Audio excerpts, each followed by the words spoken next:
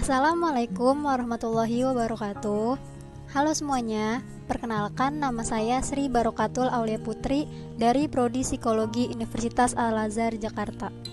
Dengan nomor induk mahasiswa 0603520032. Psikologi transpersonal, Robert Frager. Robert Frager adalah seorang psikolog sosial Amerika. Dia adalah pendiri Institute of Transpersonal Psychology, sekarang bernama Sophia University, di Palo Alto, California, di mana dia adalah Direktur Program Master of Arts in Spiritual Guidance Residensi Rendah dan Profesor Psikologi. Frager adalah mantan Presiden Association for Transpersonal Psychology. Tentang Robert Frager. Robert Frager lahir pada 20 Juni 1940 di California, Amerika Serikat. Pada tahun 1981, ia akhirnya memeluk agama Islam. Ia juga seorang guru sufi atau syekh di Halfeti Jerahi, di mana ia diinisiasi oleh Muzaffer Ozak dan kemudian ia dipanggil dengan nama Syekh Ragib Al-Jerahi untuk memimpin dergah atau sufi masyarakat di Redwood City, California. Frager juga gemar berlatih di Aikido dalam kegiatan seni bela diri Jepang spiritual. Robert Frager meraih doktor psikologi sosial dari Harvard University pada tahun 1967.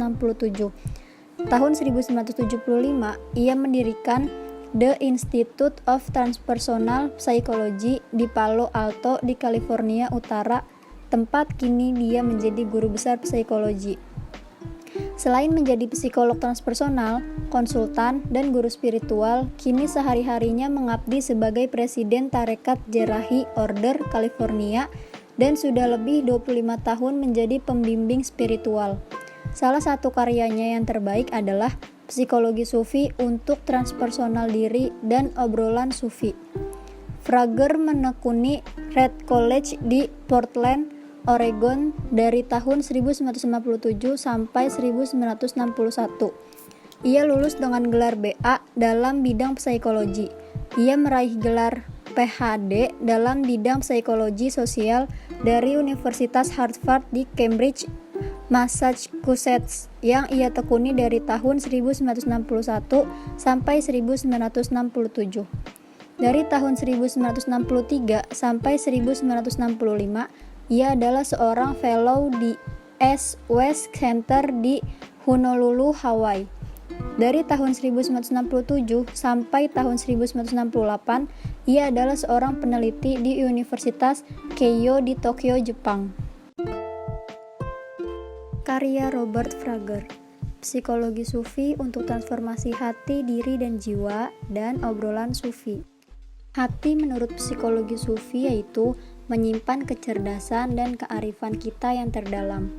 Dikatakan bahwa jika mata hati kita terbuka, maka kita mampu melihat melampaui penampilan luar segala sesuatu yang palsu. Dan jika telinga hati terbuka, kita dapat mendengar kebenaran yang tersembunyi di balik kata-kata yang diucapkan. Cinta adalah dasar disiplin spiritual, dan rumah cinta itu adalah hati. Semakin kita belajar mencintai orang lain, kita semakin mencintai Tuhan. Diri dalam psikologi Sufi, diri atau nafsu adalah sebuah aspek psikis yang pertama sebagai musuh terburuk kita. Namun, ia dapat tumbuh menjadi alat yang tak terhingga nilainya. Tingkat terendah adalah nafsu tirani. Ia adalah seluruh kekuatan dalam diri yang menjauhkan kita dari jalan spiritual. Kekuatan-kekuatan ini mengakibatkan rasa sakit dan penderitaan yang dahsyat dan mendorong kita untuk menyakiti orang-orang yang kita cintai. Dari sisi lain, tingkatan tertinggi nafsu dikenal sebagai nafsu yang suci. Pada tingkatan ini, kepribadian bagaikan kristal murni dan sempurna yang memantulkan cahaya ilahi, hampir tanpa cacat maupun penyimpangan.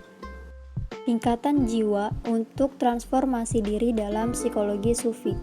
Berdasarkan dari buku Psikologi Sufi untuk Transformasi Hati, Diri, dan Jiwa, Robert Frager mengemukakan mengenai tingkatan jiwa menurut psikologi Sufi, yaitu sebagai berikut. Yang pertama ada jiwa mineral. Menurut Robert, jiwa mineral, ruh madani, terletak di dalam sistem kerangka. Di dalam diagram 7 aspek jiwa, jiwa mineral berbatasan dengan jiwa maha rahasia, wadah percikan ilahi yang suci di dalam diri masing-masing manusia. Dunia mineral sangatlah dekat dengan Tuhan. Ia tidak pernah memberontak kepada kehendak ilahi. Bahwa jiwa mineral terletak di sistem kerangka manusia bagian tulang belakang yang bersifat kaku. Namun jiwa mineral berpotensi dalam hal kesadaran batiniah karena jiwa mineral berdekatan dengan jiwa maha rahasia. Yang kedua, ada jiwa nabati. Menurut Robert, jiwa nabati yakni ruh nabati, terletak di dalam hati dan terkait dengan sistem pencernaan. Yang ketiga, ada jiwa hewani. Jiwa hewani atau ruh haiwani terletak di dalam hati dan berhubungan dengan sistem peredaran darah. Jiwa hewani kita mencakup rasa takut, amarah, dan hasrat. Ketika hasrat atau amarah kita berkembang secara berlahan, maka ia akan merusak pandangan atau perilaku kita. Jika hasrat telah melampaui batas wajar, maka muncullah kejahatan, ketamakan, prasangka, kekejaman, kehinaan, nafsu jahat, kekikiran, dan pengkhianatan. Jika karakteristik hasrat tersebut terpendam dan kurang sempurna di dalam sifat seseorang, maka akan tumbuh kelemahan, ketidakberdayaan, dan ketidakmampuan, dan kehinaan. Jika amarah melampaui batas wajar, maka akan lahir watak jahat, angkuh, kebencian, sifat pembangkang, tidak dapat mengendalikan amarahnya, maka dendam akan menjalar di dalam dirinya. Jika karakteristik amarah ini terpendam dan tidak sempurna di dalam diri seseorang, maka pencelaan terhadap diri sendiri, kelemahan, kelalaian, kerusakan, dan ketidakmampuan menjadi hasilnya. Agama berfungsi sedemikian rupa untuk mendominasi sifat-sifat ini, mengendalikan nafsu tersebut agar tidak menuruti kehendaknya. Yang keempat, ada jiwa pribadi.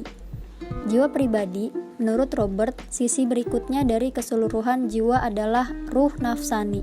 Jiwa pribadi terletak pada otak dan terkait dengan sistem saraf. Jiwa pribadi juga tempat ego. Kita memiliki ego positif dan ego negatif. Ego positif mengatur kecerdasan kita dan memberikan kepekaan terhadap diri kita sendiri. Ia dapat berupa tekanan untuk menghargai diri sendiri, bertanggung jawab, dan integritas.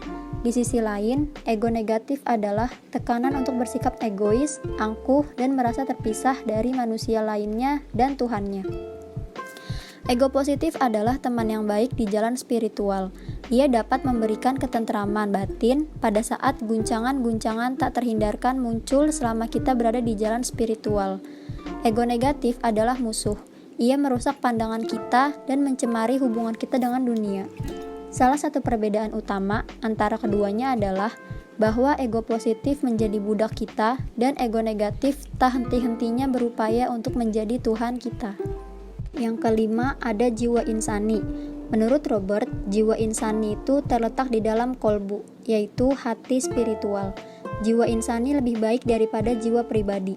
Ia adalah wadah dari belas kasih, keimanan, dan kreativitas. Yang keenam, ada jiwa rahasia. Menurut Robert, jiwa rahasia adalah bagian dari diri kita yang mengingat Tuhan. Jiwa rahasia atau kesadaran batiniah terletak dalam hati batiniah. Jiwa ini mengetahui dari mana ia datang dan kemana ia akan pergi. Jiwa rahasia adalah jiwa yang telah berkomunikasi serta mengikat janji dengan Tuhan sebelum diturunkannya ruh ke bumi, namun kita tidak menyadari akan hal itu. Jiwa rahasia memiliki sifat penolakan terhadap dunia, dan jiwa rahasia juga memiliki sisi positif sebagai kebebasan penuh dan kearifan dalam hal ini ketika seseorang telah sampai pada tingkat jiwa rahasia. Yang ketujuh, ada jiwa maha rahasia. Ini adalah jiwa azali atau ruh yang ditiupkan oleh Tuhan ke dalam diri Adam, dalam diri manusia. Ia adalah inti kita, jiwa dari sang jiwa. Tujuan Sufi membahas psikologi. Tujuan Sufi membahas psikologi Sufi adalah untuk transformasi kepada Tuhan. Dan tahap transformasi yang digunakan oleh Robert adalah masih tahap utama, yang mana Robert mengemukakan konsep tentang mengurangi narsisisme. Mengurangi narsisisme adalah dua hal yang dipelajari, yaitu belajar mengurangi sifat egois dan belajar mencintai. Kedua pembelajaran itu saling berkaitan, sebab semakin kita tidak egois, semakin tak mementingkan diri sendiri, semakin mampu mencintai orang lain, dan akhirnya semakin dekat kepada Tuhan. Cara-cara transformasi diri dalam psikologi Sufi. Menurut psikologi Sufi, kita adalah roh yang telah menyatu dengan tubuh, dan sifat dasar kita adalah cinta, kearifan, dan kegembiraan. Namun, kita sering merasa bingung, tertekan, dan kecewa, yang tentunya bertolak belakang dari sifat dasar spiritual kita. Hubungan antara ego negatif dan roh. Ego negatif ditujukan untuk membuat kita bingung dan tidak bahagia, dan merupakan musuh dari sifat spiritual kita. Ada dua cara untuk mengatasi dan mengendalikan nafsu atau ego. Yang pertama, berupaya mentransformasikannya atau mengubahnya. Dan yang kedua, berusaha mengalahkannya.